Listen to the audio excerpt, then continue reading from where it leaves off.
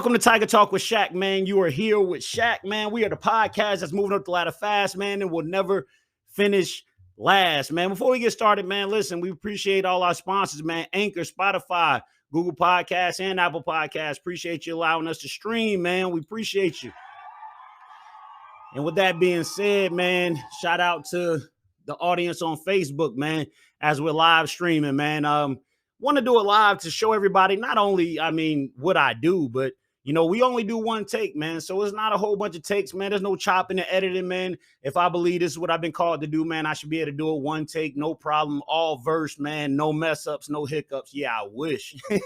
But what it's coming down to it, man, hey, it is what it is, man. So sometimes we could mess up. Sometimes we'll go straight through. We'll see what's up, man. Hey, but listen, if you're trying to find me on the Meta, man, it's Coach Shak Bryant. Coach Shak Bryant at IG. Got 10K over there on IG. Also got 19K on Twitter. We're trying to come back to Facebook, man, because, well, I abandoned my audience. So I don't even know how many people are going to jump in here. My traction on Facebook has not been great, but hey, it is what it is, man. We're doing a lot of things and making a lot of big movements, man. Back there in the back, you see the YouTube, man. We just started that, man, and we getting some traction, man, but it's going to be a process, and that's always in life. You know what I'm saying? It is what it is. Like some things work out great. Some things are easy. And guess what? Some things you got to grind and go get, you know what I mean? So that's how it is, man. But with that being said, man, let's go ahead and get right into it, man. We appreciate everybody that came by, that's going to stop by, that's going to watch the views, that's going to go to Spotify and check us out, that's going to go to Apple, all of that, going to go to YouTube, coming through Facebook, man. We appreciate you guys. Hey, with that being said, though, you already know the number one click that's in the building, man. Shout out all my aces. What's happening? Hey, man, if you don't know, man, the aces of the squad that rock with me, man, they always are doing numbers, man. These are my dudes, man. Shout out again. Hey, yo, I was about to do a formal show. If you never saw my formal shows, or if you're not familiar with it, go to Spotify, go to YouTube, go to all of that, man. You'll see how we traditionally do the shows, man. We do world news in no particular order, but world news. We do a weight loss, weight gain segment. We do an entertainment segment. We do clown of the day, and then we do a motivational piece at the end, or flipped, or whatever. All right, so that's usually how the structure of the show goes. But I'm thinking, man, it's the 28th episode. We've done 28 episodes in about 13 days. That is a half a year of work in 13 days, man. Shout out to the grind, man. We grinding over here. Hey, but I thought about it like, people really don't know who I am. Well, all right, so a lot of people know who I am. A lot of people know my story. You know what I'm saying? A lot of people know Division I football player, came out of JUCO, whatever. But people don't know like details of my story. And I've already wrote a book, man. We're editing now. Hopefully it's done in August, man. But I got to keep pushing, man. My mom's like, yo, when you doing your book? When you doing your book? And you know what? She's right, man. I got to stay focused, man. But I got so much stuff going on right now. And I had to get off earlier, man, because I had a business call that was coming through then. But that's not to say my business is just to say that I'm grinding and I'm trying to do something like the Ric Flair drip. You know what I'm saying? Hey, listen. So here we go. So I thought the ones that don't know who I am, I thought I'd give y'all a little spin as to who I am. You know what I mean? Or what we do. All right. So here's the thing. All right. Who am I? All right. So that's a complicated question, right? Because I'm going to tell who I am from my perspective, of course, but who do people say I am, right? That's what that's what Jesus said, right? Who do you say I am? You feel me? Because that's important, right? I got my own opinion of who I am. That person up there might have something different. You feel me? That person right there might have something different. The person that's hearing me might have something different as to who I am. Let me tell you who I believe that I am, right? Well, I'm a kid from Newark, New Jersey, Newark, Brick City, also Irvington. I was born in West Orange or Orange Memorial Hospital. And then also I stayed in Newark. I stayed in 132 Western Avenue. All right. And then we moved to Irvington, went to school over there, but 18 Cornell Street. So, I'm from the hood. I'm from the inner city. You know what I mean? That is where I got my traditional role. All right, so I was an angry kid. I was a kid that used to get in trouble all the time. I used to always do stuff that, my parents would get on to me about and things of that nature, man. Like I stayed fighting like almost every day. Like I had issues with fighting. I punched my principal in the face when I was like third grade. They were about to kick me out of school, all of that stuff. It was kind of funny in that story because I wound up punching them, I want to say like on a Friday. So they called my parents or whatever, and they told them that they had to meet up with them on a Monday.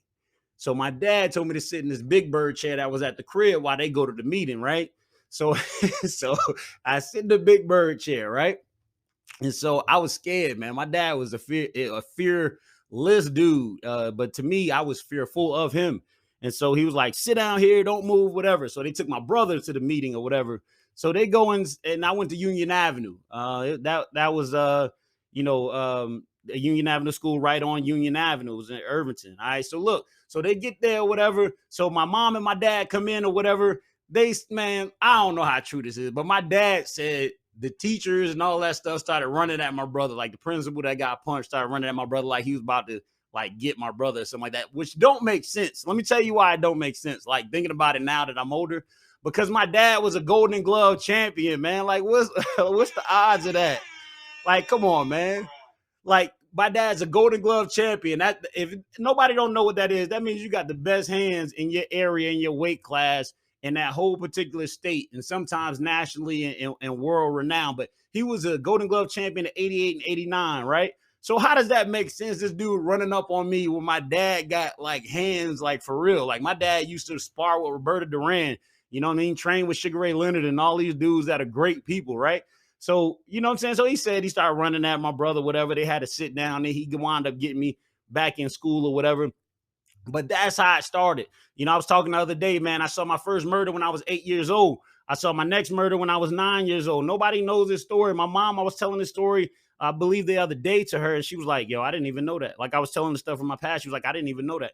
Like I saw a lot, man. Saw a dude get beat to death with a bat, like 8 years old. Saw a lot, man. But anyway, so my parents wound up divorcing when I was about 10, 11 years old. We wound up coming down here, whatever. And I had many experiences, man. I went played baseball. I was always good at baseball. I got introduced to football, all of this stuff, and that's where everything started. I cooled out once I got down here. Wound up going to Garrett Middle School, South Cobb District. Shout out for that. Also, when we wind up going to high school, I remember it was crazy situation. So we're going to South Cobb High School, right? And the first day of school, I go in there, whatever, and we chilling, whatever, meeting everybody, talking to people from Garrett and all that stuff. So anyway, so my mom comes and like she's like the FBI, right? She comes, I'm like, "Yo, what's going on?" So she's like, "Don't say nothing, be quiet, don't say nothing," right? So I'm like, "What?" So I don't know what the heck is going on. I'm 14 years old, man, all of that, right? So she's like, "Hey, man, just come on, keep walking." So she checks us out. So mind you, think about that. You getting to a school for the first time from middle school. You're trying to find your bearings or whatever. I'm already a popular kid, but now I'm a popular kid, but it's a big old high school, right? So I'm trying to mesh in and stuff like that. So she's like, "Hey, let's get out of here." So we go to the attendance office or whatever, and she starts pulling like my transcripts and stuff like that. Like we're checking out of school. So I'm like, "What is going on?" Like, and in my family, you didn't ask that. You know what I'm saying? So I'm getting the whole, "Don't worry about it. We going where we going, whatever." So next thing you know, man, like, I don't know, like 30 minutes later, we end up at McEachern High School. And I'm like, "Yo, like, we going here?" Like McEachern was like a college campus. And so I was hyped, you know what I'm saying? Like, "Yo, we really going here?" So anyway, so we get out there or whatever, and she enrolls us or whatever, and now we're in McEachern High School. Don't know how we got out there, don't know what happened. All I know is we had a house in Powder Springs and it was dope, right? So then 2 years later, whatever, nobody can get in trouble about this. So I'm gonna go ahead and tell it, and everybody can co-sign it. Yvonne Myers can co-sign it. My mother can co-sign it. Mark Myers can co-sign it. Orlando Myers, Malcolm Myers, Sabor Bryant, Tangela Bryant Brooks. All of these people can co-sign it, bro. Like, so we're living in McEachern District now, and then after that, man, like next thing you know, like they wind up getting a house for Yvonne to stay in and me and Mark to stay in so that way we can stay in the district. It was kind of crazy. So like I said, nobody can get in trouble about this. This was a long time ago. So anyway, so we go through high school, whatever. Mark's a dope athlete. And I'm staying in the same house as him or whatever. And we're just basically, trying to find our way or whatever. So anyway, so Mark winds up like doing all of this stuff, man. He winds up setting all of these records, touchdowns, da da da da, whatever. So he had a track scholarship to South University of South Carolina. Also, he had a track scholarship to go. I mean, not track scholarship, but football scholarship to go play at Georgia Southern. He winds up going to play Georgia Southern because that's a full ride.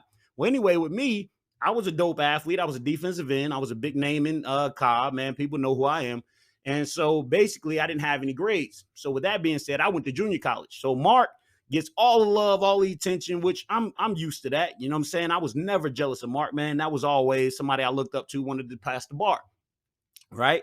So I go to JUCO, man. I got to get my grades right or whatever. Wind up balling or whatever. Wind up going crazy after I was about to give up on my dreams. Now that's what made me become a motivational speaker, because the thing is this, is that I was giving up on my dreams, right? And I was not doing what I was supposed to do. So anyway, so I wound up, praying, of course, seeking God and stuff like that. And then I wound up trying to change my life. Well, I got my grades right. I wound up getting associates in economics, and I wound up doing some good things. But before I did that, my freshman year, I walked away from football. The reason why is that I went on 3 trips. I didn't go. I wasn't on scholarship. You know what I'm saying? The stuff that I thought that I should be getting, I wasn't getting. And I thought that I was a much better player, and I wasn't getting a fair shake. So I walked away from football. I never forget it. A guy named Anthony Allen.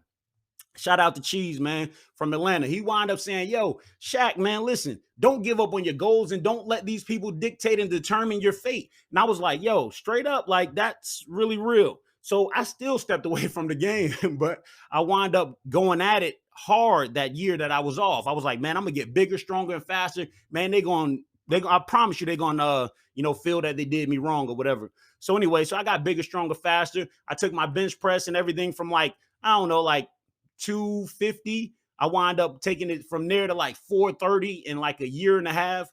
And so I wound up balling on the field, started for the next 2 years. I wound up being a JUCO All-American. Now, let me tell you what that is. A JUCO All-American, there's 200 and something JUCOs in California. They have their own league out there. That's how many JUCOs are out there.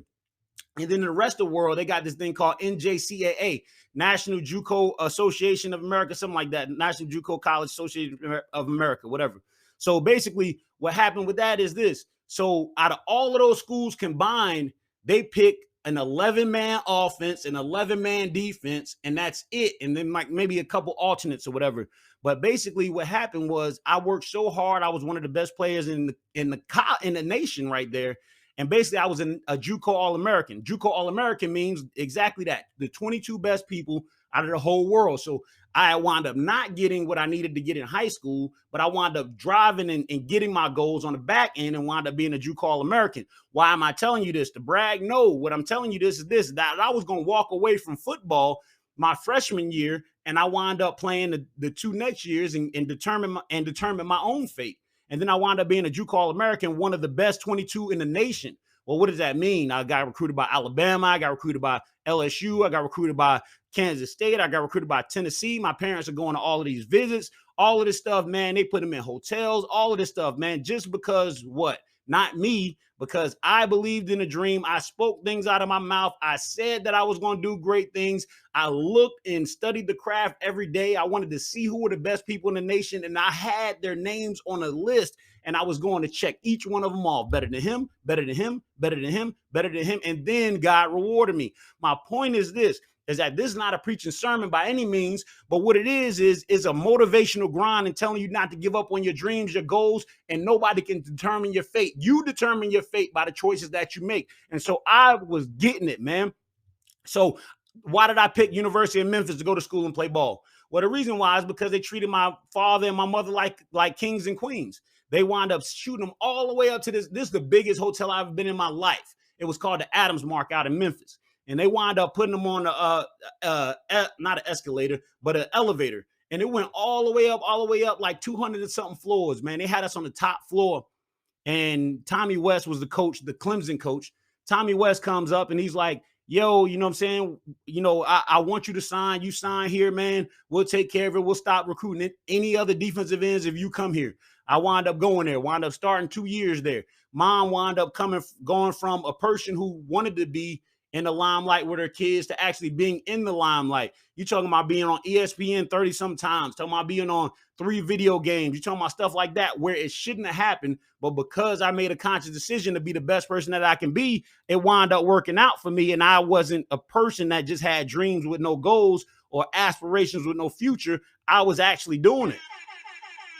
And so now we come to a point to what happens next. Well, I wind up going to the Minnesota Vikings for a 2-day workout. I wind up supposed to be drafted 3rd round with the Dallas Cowboys. Anyway, I wind up getting sidetracked. All the fame, the glitz, the glamour, the girls, all of that stuff. I wind up not realizing that, hey, God got me here, but now in order to stay here, I have to make sure that I control my dreams and I control what I can do. And I wasn't ready for that. I wasn't prepared. Sometimes success is too big for people. You know what I mean? And so in this next run, with the podcasting and with, coaching and, with doing my other businesses and writing my books and stuff like that, like I'm ready for that limelight. Like I'm not going to get bigger than myself. But, that winds up falling through. At that point, I was doing 225 pounds. That's what they do in the NFL combine. We go to the combine. I had been doing 34 reps the whole time, laying up, not doing what I'm supposed to do, man. I wound up putting out like 27, which was down. I wound up running a 4.5 at 285. I wound up testing and running a 4.9. So like everything that they projected me to do, I didn't do. But that's fine, because if that happened, I wouldn't be right here. You feel me? If that happened, you wouldn't be getting this message. If that happened, I wouldn't be helping myself. But the thing is now that I got to that part, and I blew the 2-day workout too with the Vikings, I wound up playing arena football. Arena football is the football that comes on ESPN after football is over, NFL, right? So it came on ESPN in January. It lasted all the way to like, I don't know, June, something like that. Well, anyway, my mom will tell you great stories about that. But I was on the last arena football game that came out. I was ranked 89. I told people this before. If you're a regular listener, if you're hearing this for the 3rd or 4th time, my bad. I apologize. But at the same time, it's not about how long I played. It's about what it allowed me to do. It allowed me to get on the stage. It allowed me to get, comfortable in who I am, so that way I can do some other things. Now, who do people say that I am? That's the thing. Like, just like Jesus said, who do you say that I am? You know what I'm saying? And I believe people would identify with me as a person that has knowledge, that cares about kids, that actually puts people before himself. Now, don't get it twisted. I'm not a softie. I'm not no type of chump. People will tell you in a minute, like, I'm aggressive as heck, especially when it's somebody I care about. Somebody touch my mother, it's over for you. Somebody touch my kids, it's over for you. And everybody would tell you that. But, I believe I live my motto is I live and try to make the best out of every day. I try to make sure that I understand that every day is important, because you have to understand, like, my story, like, people don't know my story. Like, I've had 3 strokes and a heart attack. And then I go back to the doggone doctor, and the doctor looks on the chart, and in the same place where I see my brain was affected, I see no damage. I see no marks. My doctor said it's like it never happened. Like, he was baffled. Like, so I'm a living miracle. And what do I do with my platform? Well, let me show you. On Spotify, right? Tiger Talk with Shak on Spotify. We are able to reach, and we've reached Ireland. We reached Greenland. We reached Canada, Italy, and France, and then also the United States of America, of course. But this platform is not for me. It's not a therapy session where I'm just talking for me. It's a motivational podcast where I'm trying to show you, hey, if you believe something, then that's the first part. Well, first it is praying, right? So you have to pray, and with supplication. You have to pray with your heart. You have to, pray and speak things into existence. Not only asking for things, but being blessed or thankful for where you are. You feel me? Like, I'm in a house. I'm not cold. You know what I mean? I have food, stuff like that. I have a mind, you know what I mean? So, somebody didn't wake up yesterday. You feel me? Somebody can't breathe. Somebody can't walk. Somebody can't talk. All of these things. So, so the first thing is to do is to be thankful and stay prayerful. The next thing that I want to talk about is believing it. And then the last 2 things is speaking it and then moving it. All right. So look, once you pray and once you have the prayer life, you have to actually believe it. And believing it is that a lot of people not gonna, a lot of people not going to agree with you. A lot of people not going to be for you. A lot of people they're not going to support you. And that's fine. But as long as you believe it, as long as you understand, as long as you understand where you got to go next, or you believe what's going to happen, then that helps you. That's going to make sure you get to your goal. My thing is like this. I believe that I'm going to have the #1 podcast in America. I believe that. And a lot of people aren't supporting, but a lot of people are. So when I think about this, is like this, is that I am going to be great at what I do. Is that going to happen tomorrow? No. Is that going to happen in a year? Probably not. Is that not going to happen in 3 years? Probably not. But you know what? I am going to make sure that I'm here grinding. And when that day comes, I'm going to be ready to go and ready to walk in what I do and in my dream. And that's when you believe it, man, because belief is the cousin of faith. And faith is the substance of things hoped for and the evidence of things not seen, which means that if I believe it, if I just think that I can, if I think that I'm going to make it, if I think that this is going to happen for me, if I think that doors are going to open, if I think that I'm going to make sure that I'm doing what I'm supposed to do, then guess what? Then if I believe it, then I'm also going to have faith. All I need is a little faith to move something. After I move it with my faith, then guess what? I'm going to speak life into it. I'm going to breathe into it. Like this podcast will be one of the top, I promise you, or it will be the top in the nation. Well, we're growing. You know what I'm saying? I'm going to make sure that I put in the work. And a lot of people want something right now. This is the microwave generation. What that means is this, is that people are not ready to go to war for something they believe in. They want it right now. Weight loss. People that want to lose weight. Oh, man, I want to lose weight. Oh, man, I want more money. They want it right now. Nobody wants to put in the work. Nobody wants to put in the effort. Nobody wants to grind anymore. Back in the day, my grandmother and them, they had a relentless grind phase. They had a relentless pursuit. My grandmother was a teacher for 35, 40 years in an inner city where the kids probably didn't appreciate her. And now I teach, you know what I'm saying? So like, we're looking at this for those reasons. Like, why did she grind so hard? Why did she go back to school with 6 kids? Why did she push? And this generation is different. Like, even a parenting structure is more so like, hey man, I want a life. Hey man, my kids, they have their life. Mommy need a life too. Back in the day, it wasn't like that. Back in the day, the doggone parents raised their children. Their kids were their life. But that's the thing though. You know what I mean? Believe it, speak it, and then go for it. But, so the next one was speak it. Say it out your mouth. Hey, I believe that. And that's what I'm saying. Like, I believe that I'm going to have the best podcast. I believe that you can make it. I believe that you'll be great. You know what I mean? But the thing is that believing it and speaking it, we got to move after that. The Bible says faith without works is dead. So what that means is this, is that you can be as great as you want to be. If you don't move or if you don't apply any action to your belief, it doesn't matter. It's not going to come overnight. Once you have the vision and the goal, that's your vision and your goal. Stop telling people your goals that not going to support you. The thing is this, is that everybody got their stuff that they're going through. Everybody got stuff that they're doing, but stop telling your dreams. Stop feeding your information to people that are bloodsuckers and leeches, because everybody don't want you to be successful. Some people are bitter and angry at life. Some people are not good. And guess what? Somebody will talk you out of your dream. The dream that can make you millions of dollars, somebody will talk you out of that dream. And so we have to understand that in this next phase of our life, we have to be protective of what's ours, and we got to move. And so, that's what I wanted to display. That's what I wanted to convey. That's what I wanted to give you guys, is that not only do you have to pray for it, not only do you have to believe it, not only do you have to speak it, not only do you have to move in it, but lastly, then you got to go prepare. You got to start dreaming. When we dream, we put limitations on our dream. We'll have a dream and be like, yo, I had a dream I won $1 million. Oh, well, that'll never happen. Oh, I had a dream I hit the lottery. That'll never happen. Man, listen, you got to activate your faith, man. Everything that happens in your life starts up here. I mean, think about it. Everything that you say that might get you in trouble, right? What does it start at? Right there. Everything that you come out your mouth, what does it start at? Right there. But the thing is we don't understand that we got to guard our brain.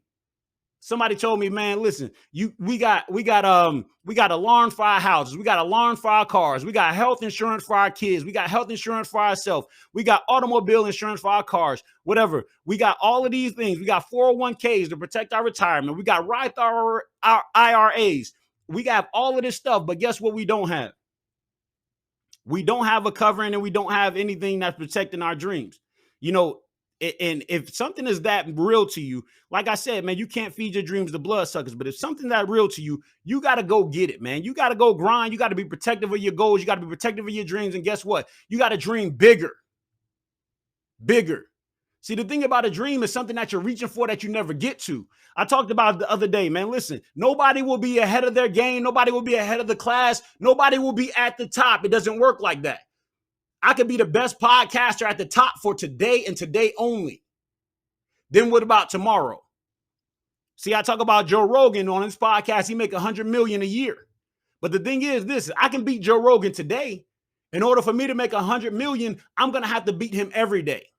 And so when we get up, when our feet hit the ground, we got to be ready to go. We got to be ready to grind. We got to be ready to get after it. And we got to know what we want, and our goals and our dreams have to be right here on the forefront. And we're ready to kick it. We're ready to get it. Take steps towards your goals. Take steps towards your dreams. Take steps towards your future. Because the thing is, that's what's going to be there. That's what you're going after. And so you have to constantly keep being at the top every single day. Every single day. It should be a competition, not no hating stuff, but people going to hate on you. That's another thing. People going to hate on you. People will watch you and they honestly don't even like you. But guess what? Still welcome it. You know why? Because it's still more views. It's still with somebody talking about your business. It's still going to require people to go after and go look up what you're doing. With that being said, man, we're going to wrap this thing on up, man. But listen, I just wanted to let you guys know who I am. I just wanted to let you guys know where the motivation comes from and give you a motivational word, man. We appreciate everybody, man. Tiger Talk with Shaq on Spotify, on Anchor, on Google Podcasts, and on Apple Podcasts. Also, we got the YouTube channel, Tiger Talk with Shaq. We just started it, so don't judge the low ratings. Remember, we got 10.2K on Instagram. We got and that's under Coach Shaq Bryant. We got 19 on Twitter, and that's under Coach Shaq Bryant as well, man. Listen, I appreciate my aces. Appreciate y'all that tuned in. Appreciate everybody, man. Hey, listen, we still going to move. We still going to grow. We still going to shine. Remember, blood is thicker than water. Only in certain cases you need water to live. You learn that in the basics. Better cherish your aces. And my aces know we strap like shoelaces. I holla. What's happening?